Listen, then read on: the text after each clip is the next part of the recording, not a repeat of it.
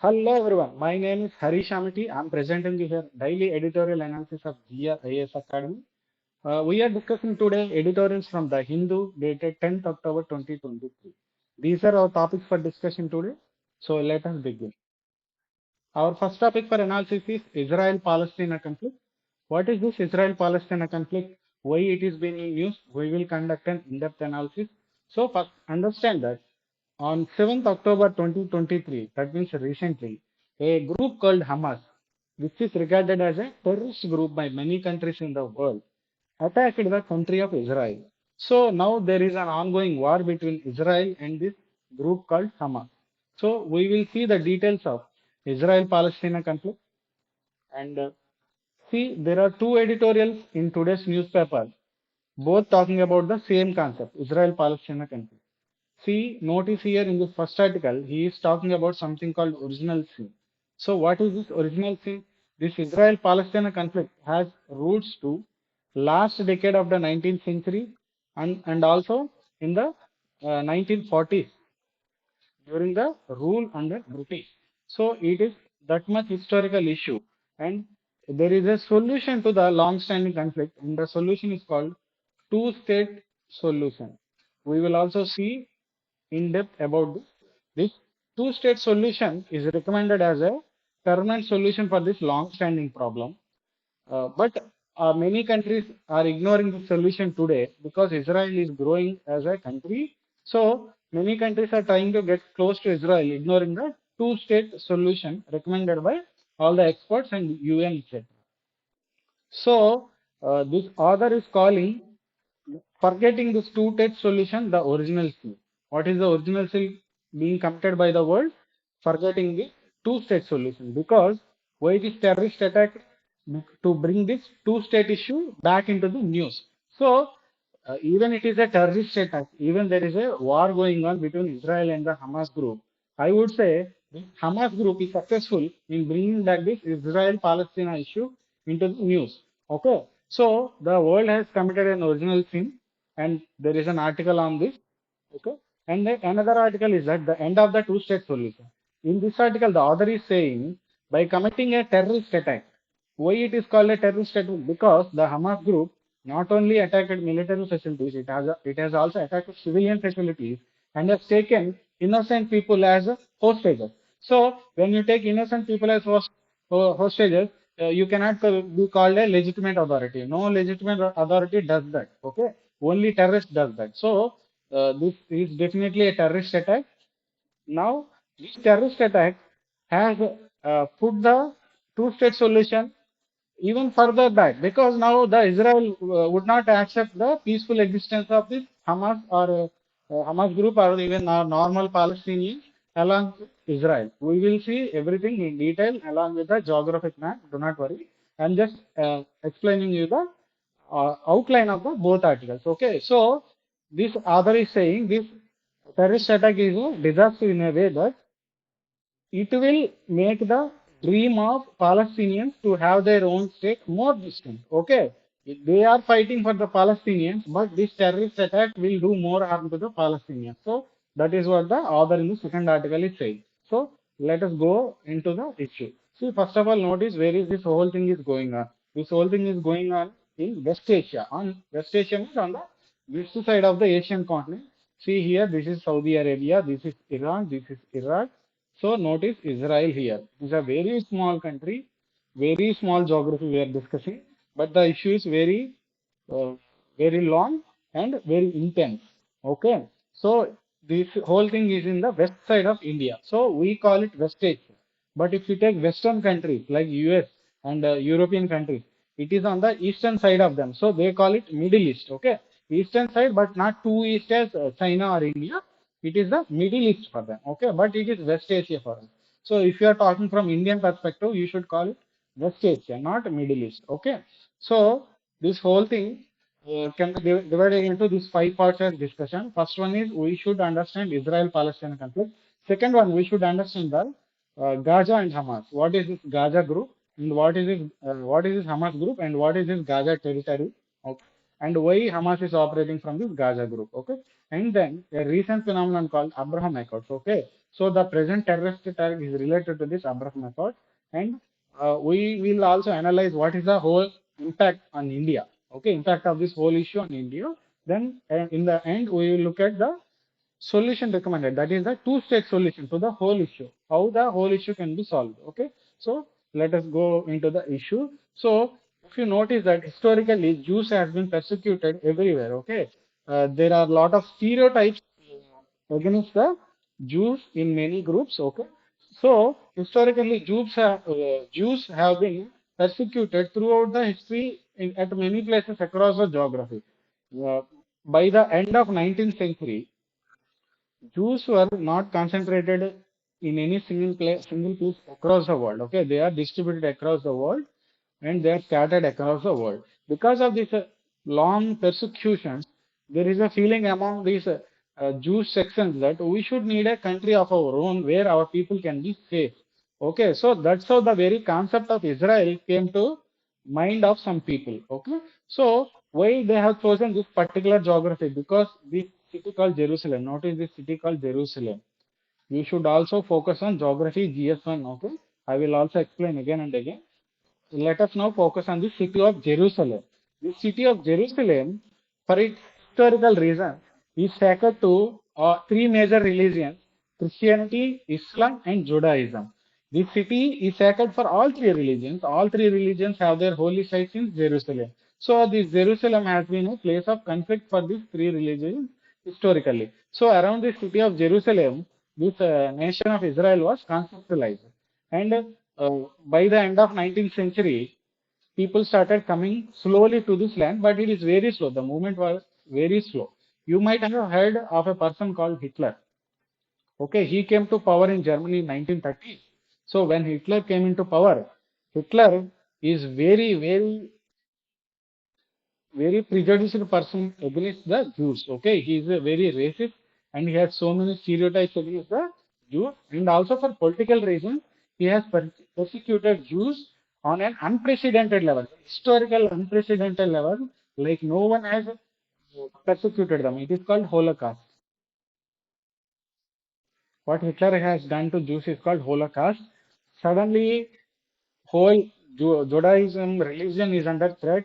Now there is a flood of people. There is a sudden flood of people to this region of Israel, region of uh, Palestine. When there was no Israel before 1947, and there is only Palestine before 1947. Okay, people are coming here with a concept of Israel in mind, but there was only Palestine till 1947, because they believe it is their land of their ancestors. So everyone started coming here when they got persecuted. So all Jews are gathering here continuously. So now there are Arab Muslims here. The Palestine is occupied by Arab Muslims by the beginning of the 20th century. So Jews are coming. There are Arab Muslims already existing there in the name called Palestine. So there will be a natural conflict because there are high immigrants, and these both people think this is their natural land, and both people think a connection to this land. So both people have their own visions of nations. So naturally there will be a conflict here. So there is a conflict brewing by the 1940s. Hitler is primarily responsible for most of this conflict. Okay, and second major conflict caused by British government. British government is ruling this Palestine in 1947. Okay, at the time of 1947, same as India, British government is ruling this Palestine region.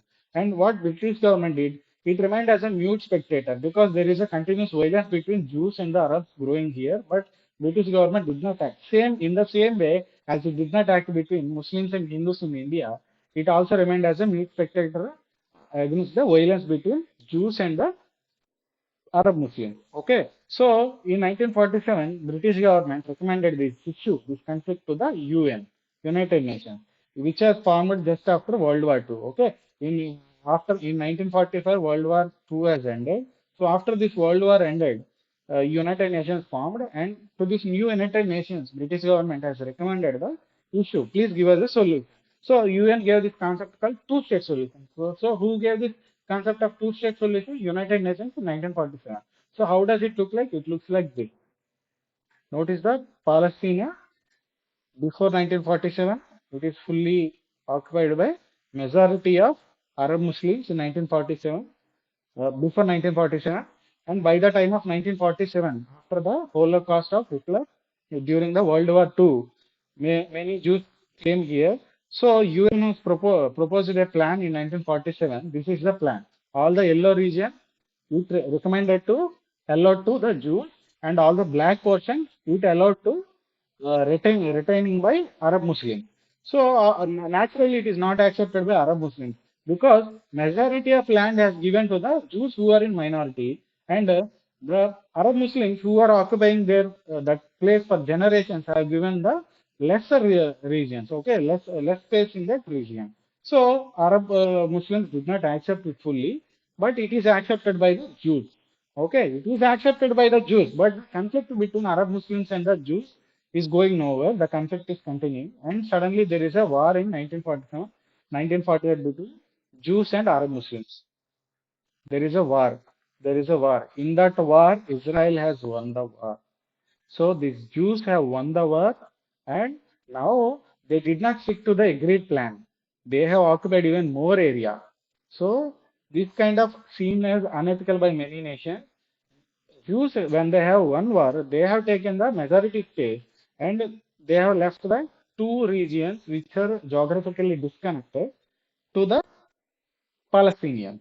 Okay, see this small strip in the left side. The small strip in the left side is called Gaza strip. Okay, it is called Gaza.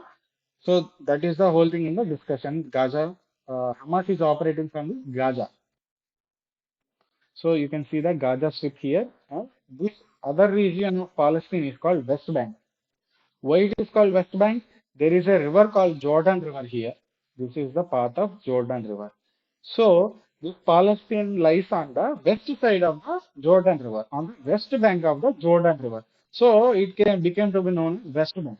So now Palestine consists of two territories. One is Gaza Strip and one is West Bank. These two territories together comprise of Palestine. But over the years, there have been many wars between Israel and the neighbors of Egypt and Jordan and Syria. All these neighboring countries support Arab Muslims because these are Arabian countries. Egypt, Jordan, Syria, these are Arab Muslim countries. So they have went in war with Israel. So over the years, many wars have happened. In 1967, one war has happened. Israel has won this war against six Arab Muslim nations. Okay, six neighboring Arab Muslim nations. Israel has won the war. In 1973, there was another war. Okay, this you can draw with somewhat negotiations between Egypt and Syria and Israel. Okay, so Israel started becoming friendly with neighboring countries starting from this time period, 1973. Till 1973, all the Muslim countries are against the Israel. But after 1973, one by one countries started becoming friends with the Israel. Okay, slowly, recently, Saudi Arabia also became its friend. UAE also became its friend. Bahrain also became its friend. All these are Muslim nations, Arab Muslim nations. Now, one by one, they are becoming very friendly with the Israel and they are establishing diplomatic relations. Before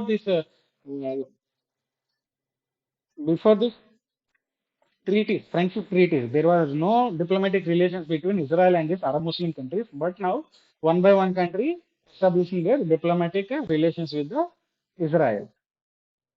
We will see about that Abraham Accords which come picture at this time. Okay, let's focus on again on geography here. See, as I said here, Gaza Strip, this West Bank, this thing is Jordan River. There is a Dead Sea. You link this to the physical geography of GS paper 1. This Dead Sea, it is not a sea, it is a lake, okay? Very high saline lake, Dead Sea.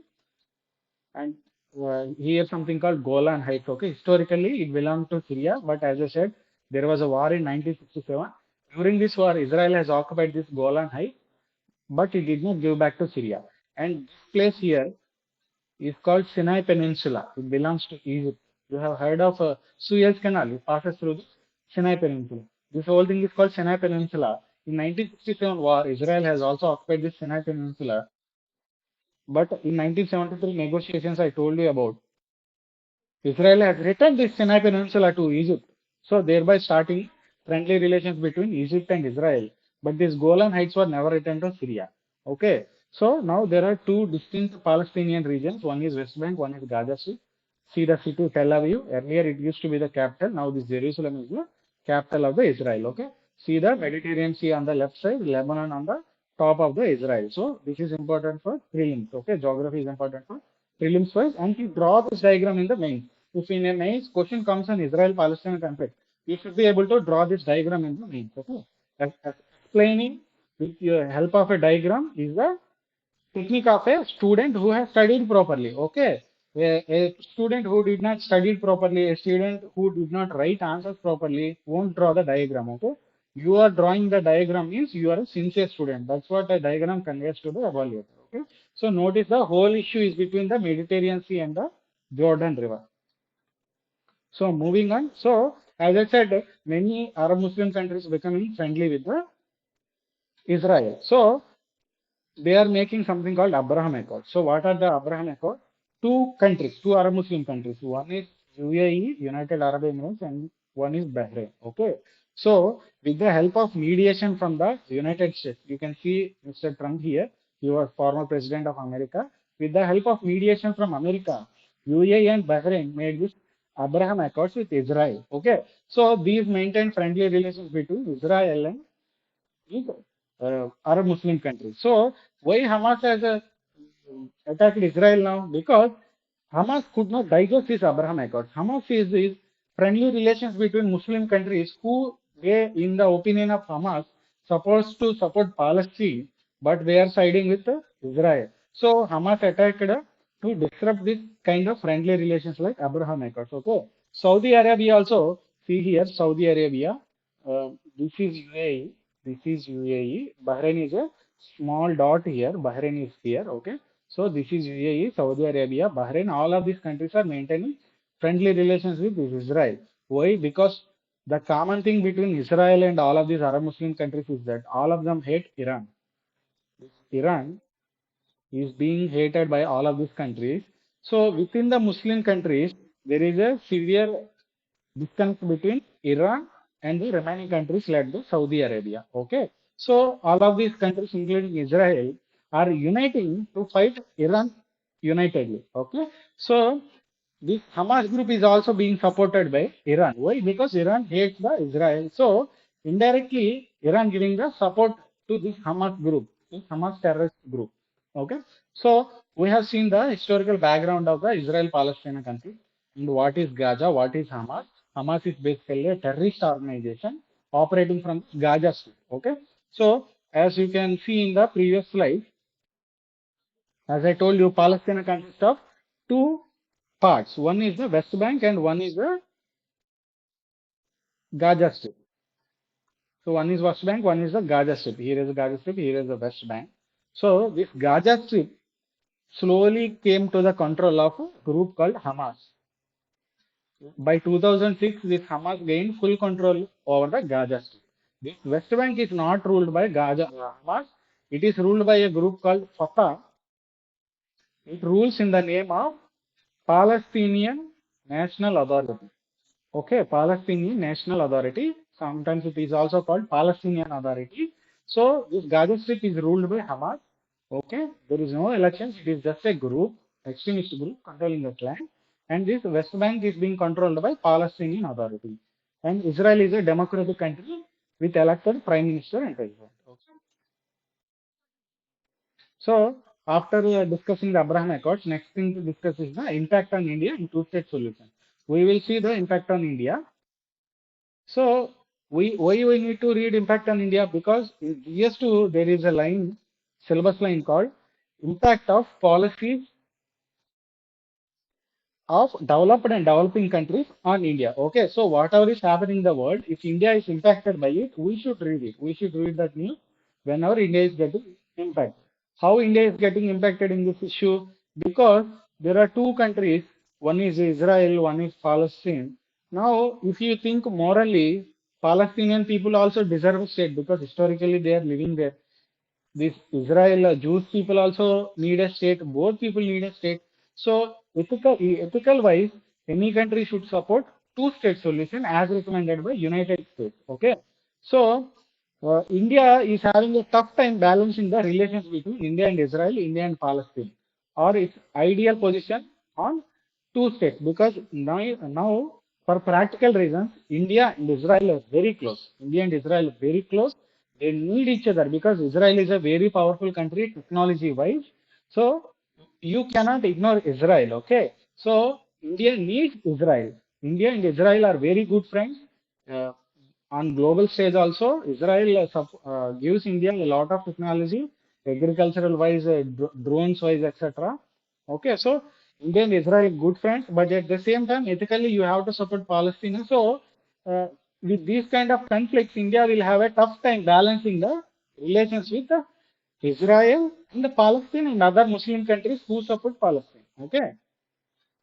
Now, some other impacts on India is that it is economic. Basically, we recruit more oil from the West Asia region. All these countries, Saudi Arabia, UAE, Iran, Iraq, almost all of these countries supply us to either oil or natural gas. More than 50% of our oil requirements come from the region. I think more than even 70%, I'm not sure. But you can Google for the data. Keep it, it will come in handy, mains answer. Okay, so we are importing so much oil and natural gas from this region. So our energy security depends on the safety and peaceful existence of this region. If this region is fighting among themselves, they won't produce enough oil and the prices of oil will increase higher. So we have to pay more for the oil because these people are fighting among each other. So if this region faces instability, it results in oil price rise and India will bear a financial brunt. And many of our people, our diaspora from mostly Kerala, okay, they are going to the West Asian countries and working there as labor. Okay, so and they are sending so much remittances to India. So if this region is unsafe, it is also a threat to our diaspora. In conflict, when recently Hamas attacked Israel, many Indian people, including many celebrities, got stuck in Israel, and they have come through Egypt to India. So they have to sneak to Egypt, and from Egypt they have come to India. So it becomes a trouble to our diaspora. So first trouble is maintaining relations, international relations. Second is economical troubles. Third one is our diaspora, impact on our diaspora. And this also brings prospect for India future plans like India, Middle East, Europe economic corridor. So see in this picture, we are proposing a corridor in teaming up with European countries and these West Asian countries. We want a corridor, okay, multimodal transport system, a connectivity path to Europe through West Asia. Okay, so India, Middle East, Europe economic corridor. And when this region is unsafe, you cannot implement a project like this. So these kind of disorders and wars in this region will also disrupt India's strategic plan. So fourth one is strategy, or you can call it connectivity. Yes, plans of connectivity to Europe and etc. And there is one group called I2U2. What is I2U2? I2U2 is India, Israel, UAE, USA. India, Israel, UAE, USA. These four countries formed a group called I2U2 for economic and security cooperation and geostrategic cooperation, etc. So when this region in disorder, this I2U2 group also gets disturbed. So we have analyzed the impact on India of terrorist attack and almost this decade or century long conflicts. Okay, it started in 1947, but the influx of Jews dates back even before that. Okay, it is continuing even in 2023. Okay, so it is very long. Okay, so a conflict of this long will have definite impact on almost all countries in the world in one way or the other. So the solution, now let us see the solution of two-state solution. I have already told you this solution is recommended by UN in 1947 when British government recommended recommended this issue to the UN. Okay, see here in the map: West Bank, Gaza, Israel, So this two-state solution, from the very beginning of the Jewish-Arabic conflict, the only viable long-term solution has been to divide the land. This is the only solution because both people genuinely, ethically, historically have the right over this land. Both people have the concept of nations linking to this geography. When people call Israel, they remember this land. When people call Palestine, same. Some other people imagine the same land. Okay, so two groups of people have two concepts of nation belonging to the same land. So dividing the land is inevitable. The land is between Jordan River and Mediterranean Sea. As I have explained, this is the only long-term solution. So many countries like USA and this recent Arabian countries who are unilaterally supporting Israel are ignoring this solution called two-state solution and committing the original sin. What are the problems to this two-state solution? There are too many stakeholders. As I said, US has mediated with Abraham Accords. So who are supposed to be natural stakeholders? People of Israel and people of Palestine. This is the issue between these two people and these two people resolve. These are the true stakeholders. But many other countries, for their strategic reasons, US, China, Saudi Arabia, Iran, all of these countries, many countries unnecessarily getting themselves involved in this issue. So there are too many stakeholders making the solution very complex. And there is a stance of Hamas and Israel. There are some extremists in Israel. There are some extreme Jews who think this whole land belongs to Israel alone. They don't accept the existence of Palestine. They want the Palestine to wipe out completely. They want to wipe out the whole Palestine completely. No Gaza Strip, no West Bank. They want this whole land to Israel. So extremists in the Jews is a problem. And there is also problem of Hamas. Hamas also is an extremist group. It thinks that this whole land belongs to the Arab Muslims and Jews have no right over this land. So there should be no Israel. So Hamas stand is this. These kind of extreme stands are making the two-state solution implementation a problem. Then apprehensions of consequences of free Palestinian state. So some Jews think like this. Imagine now Hamas is operating from a small Gaza Strip without a formal government, without no official military.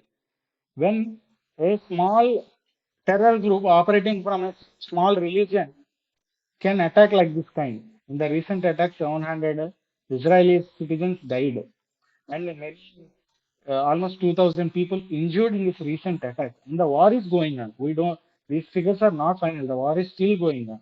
So some Jews think that if some people from the small ship can do this much of damage, if we give them an official state, what is the extent of damage they can do? So there is a mistrust.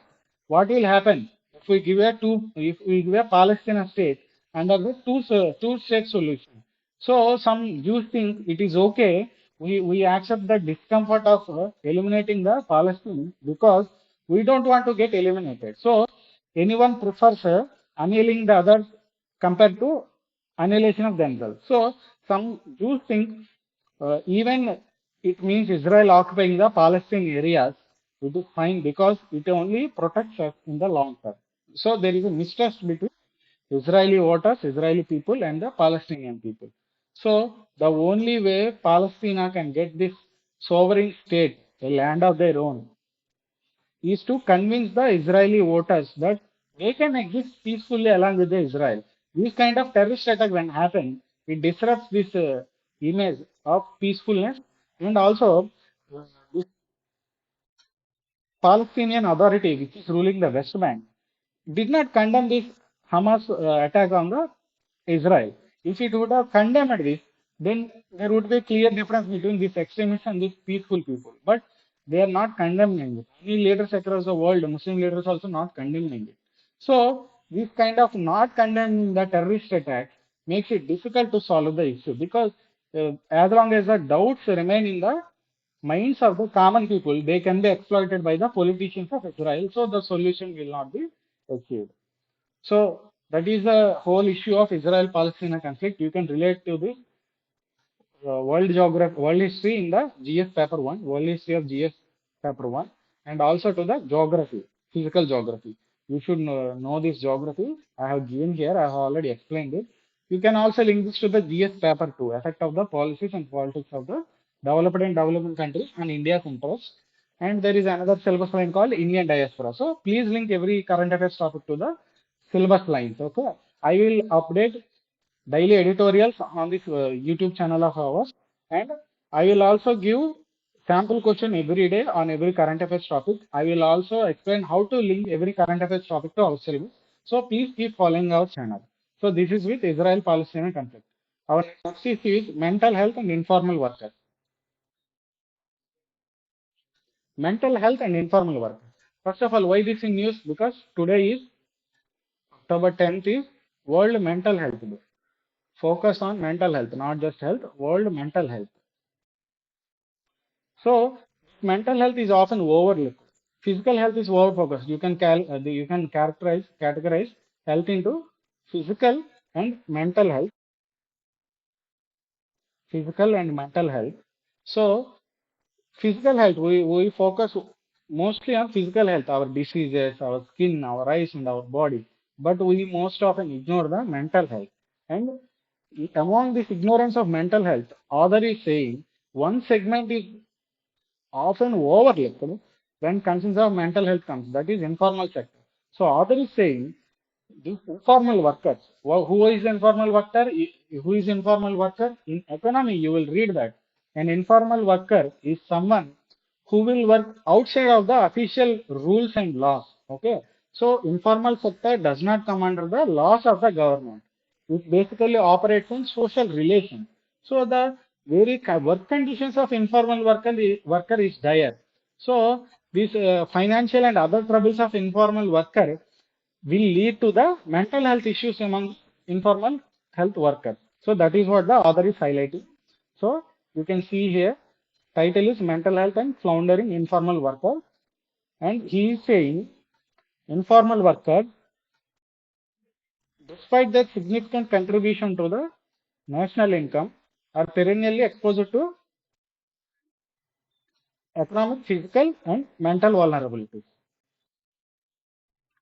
So they contribute a lot to the economy, but they face economic and physical. They get exploited by their work owner, and this will in turn cause the mental vulnerabilities.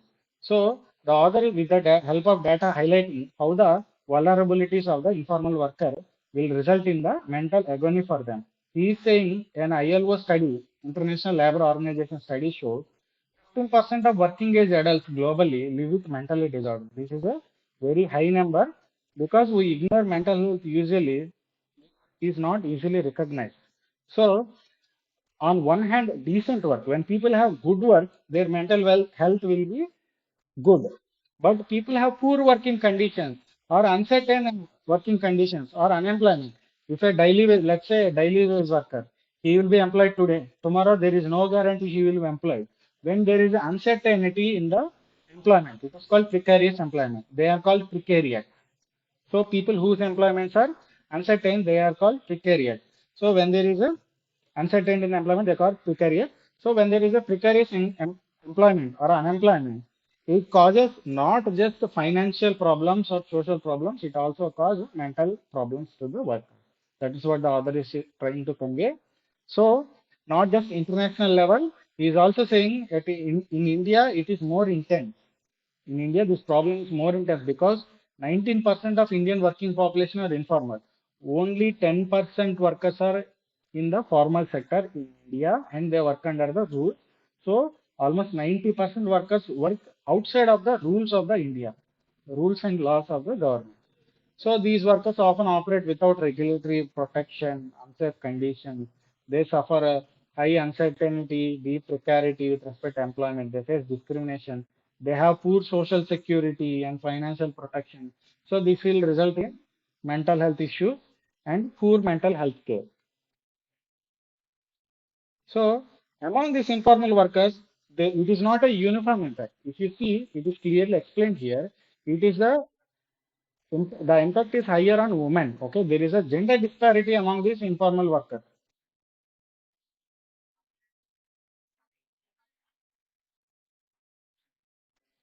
So as I explained, there is a gender disparity in this informal sector. So the impact of the mental health impact is not uniform across the sections.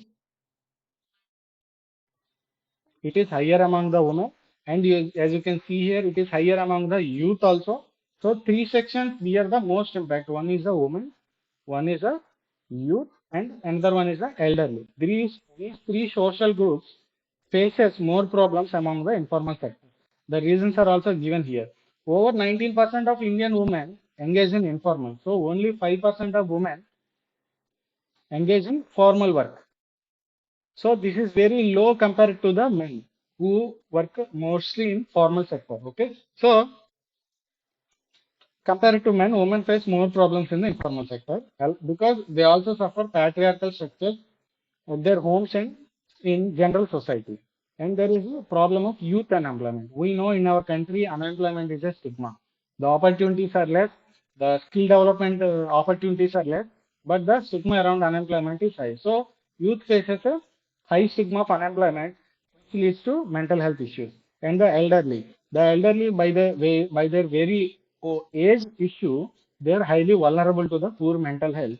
And apart from that, Census of India 2011 shows that there are almost 33 million people, elderly people, working even after their retirement in informal work. Okay, so there are a high section of people of female and younger population and older population working in the informal sector, and mental health issues of these segments are ignored.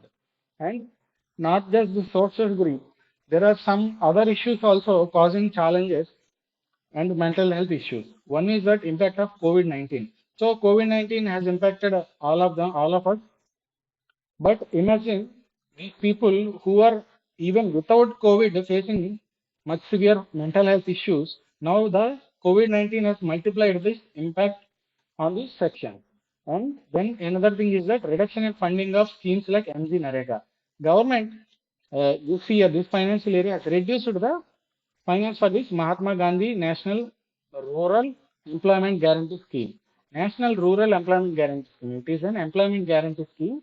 It offers minimum of 100 days work to the rural population, one person per household in the rural area, so that it gives them financial security. They will get at least 100 days of wage in a year. So this kind of employment guarantee scheme gives some security, gives some peace to them. But government is reducing the funds even for schemes like that.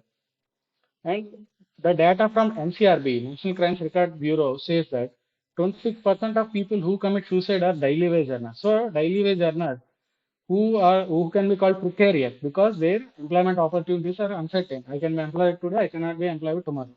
So this uncertainty is leading to high rate of suicide by increasing their mental health problems. So the author says, please encourage employment guarantee programs and social security provisions because these will have good impact in mental health outcomes. Okay, they improve mental health outcomes. So India should universalize social security because it will reduce our burden of mental health issues. But the current code of social security does not even state this as a goal.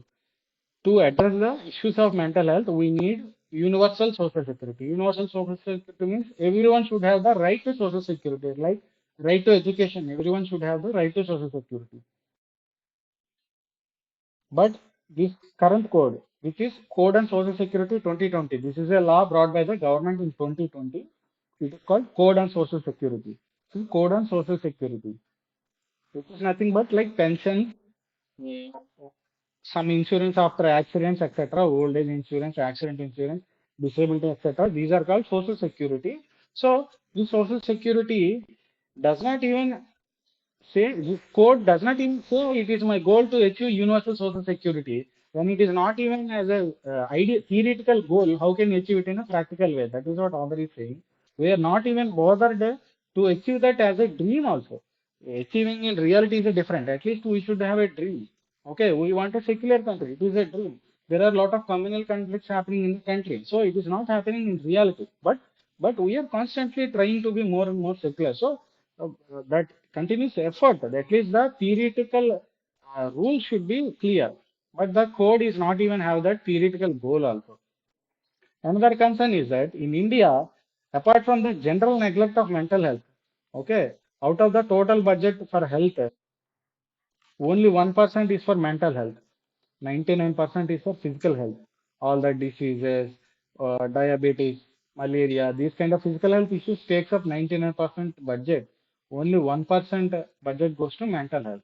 And in this mental health, digital mental health takes extra care. Okay, digital mental health. That means government is investing highly in digital mental health program like telemedicine. Okay, so the consultant or the psychiatrist will be available to the citizen through a digital technology like a mobile device. Okay, so these kind of technologies government is focusing upon, but the government is not focusing on normal issues like community based care. The WHO, this World Mental Health Report 2022, it says that community-based care is most important because when people face mental health issues, what they need is care by their near people, their family, their locality. Okay, so community-based care is important, not just the care from a distant doctor who lives somewhere, who has a full disconnect with the person. The people who right next to us, our own family members, our own local people also should be involved in this dealing with the mental health. So that is what the World Mental Health Report is saying. But these kind of initiatives were ignored in the our budget because government is actually focused on digital type of program. So, community-based healthcare and people-centered healthcare and recovery-oriented. So, how you can be recovered? You see these movies like Monna by MBBS, and this is actually made in also a lot of other movies also in Telugu and Tamil also. So in that movie, it is clearly conveyed that many issues need that personal heartful care. Okay, that is what the author is saying. You are ignoring the recovery-oriented, community-based and people-centered care and human rights care. It should be a right for everyone to get treated to the mental health issue. So instead of these natural methods, you are going for something. It is needed. Digital mental health care is needed, but it should not be the sole focus. That is what the author is trying to say. So, what is the way forward? Way forward is that government should immediately focus on this and it should bring proactive policies to improve mental health. Government should be proactive. It should recognize the mental health issues first. Okay. Traditionally, the news is that if someone says I have a mental health issue, it means he's completely lost his mind and he should be given a current shock. That is what the movies shows us. Mostly in 1990s and 2000 movies shows that if a person has mental issue, he should be given a current shock. But it is not true. Mental health, like physical health, I can get a common cold and I can get a diabetes and I can get a very severe TB or cancer. So there are levels of diseases physically. Similarly, in mental health also, there are some levels of diseases. All of them should be recognized. Then you can take a proper action against them. In this, government should be proactive and it should see it as a basic human rights. Then only government can achieve the sustainable development goals. Okay, the sustainable development goals, you can Google them. These are global goals. All the countries in the world have adopted these sustainable development goals under the leadership of UN and United Nations. So in those sustainable development goals, SDG 3 exclusively talks about health and well-being. So to achieve this SDG 3, we need to recognize mental health care as a basic human right and government should be proactive. And you can also see here, it is also related to SDG 8, decent work and economic growth, because we are talking about mental health among informal workers. So mental health and informal workers. Okay, so decent work is needed for a good health. So decent work comes under SDG 8 and good health comes under SDG 3. So SDG 3, SDG 8, this article is an interlinking of these two SDGs. So you can see here in this picture SDG 3 and SDG 8. SDG 3 is good health and well-being, and SDG 8 is decent work and economic growth. It is very important to remember all these SDGs. You can quote many at many places in main answers across all the GS papers and in essay also. You have to by heart all these SDGs. At least this titles. All these 17 goals have sub goals, but you don't need to remember the sub goals. Remember the titles of the 17 goals. So this is how you can link this to the syllabus. Although it is related to the informal employment in GS3 also, but because we are talking about mental health in informal workers, not about informal workers, we are talking about mental health of informal workers. It is related to the GS paper 2. So here is a sample question given. So this is how I will link. I will first explain every article, every editorial, then I will link it to the syllabus, then I will give a sample question to you. This is already explained. The whole content is already explained. You can just work on your structure. So thank you. That is it, everyone. Please recommend our channel to your friends and please follow regularly. We will continuously improve our quality and we will daily upload high quality editorial analysis and there will be separate prelims video also every day. So there will be two videos of current affairs. One is for editorials, one is for prelims. So thank you.